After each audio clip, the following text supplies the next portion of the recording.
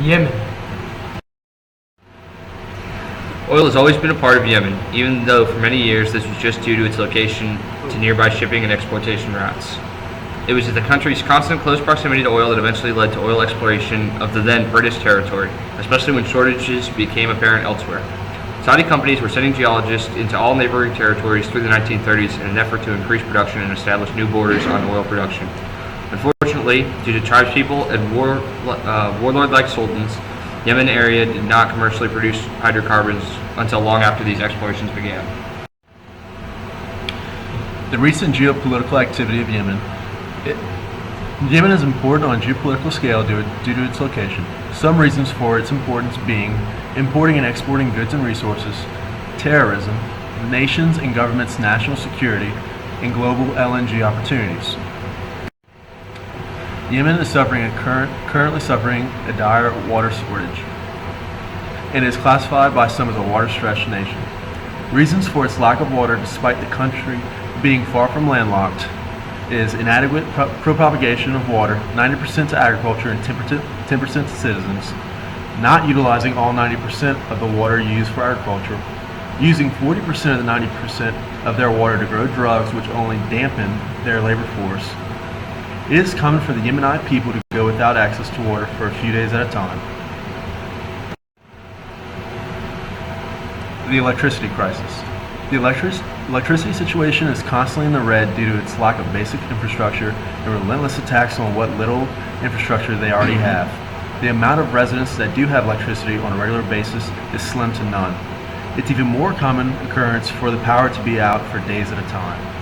Due to this being such a large issue, the country has reached out to other nations for support in allocating resources and creating programs to improve their energy, such as Turkey, China, and Saudi Arabia. Oil in Yemen. Production. The first commercial well was drilled in 1961 by Mecom, but oil was not produced until 1986.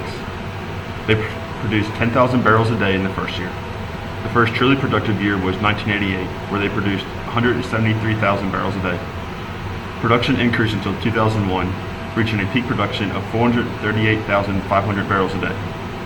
Yemen has experienced a sharp decline since then, currently producing only 156,500 barrels a day. Exploration. Some of the key dates were 1932, when oil exploration began in the Adeb Proctorate, or modern-day Yemen. In 1959, the IPC, or Iraq Petroleum Company, as well as British Petroleum, withdrew from the area, unsuccessful. In 1968, new geological surveys sparked an interest again in Yemen's hydrocarbon possibility. In 1983, the Hunt Oil Company begins what would be the first commercially productive well. In 2009, Yemen creates its first liquid natural gas facility, and in 2011, Yemen hosted more than 9 major international oil companies. Types of oil. Company in Yemen generally drill directly into sandstone and shale. The two main types of oil are the light and sweet Marib stream and the medium gravity sulfur-rich Masila stream. Natural gas. Yemen was producing approximately 2 billion cubic meters a year before the shutdown of the liquid natural gas facility. PIPA has been making an active effort to increase natural gas usage on both industrial and civilian fronts. Refineries.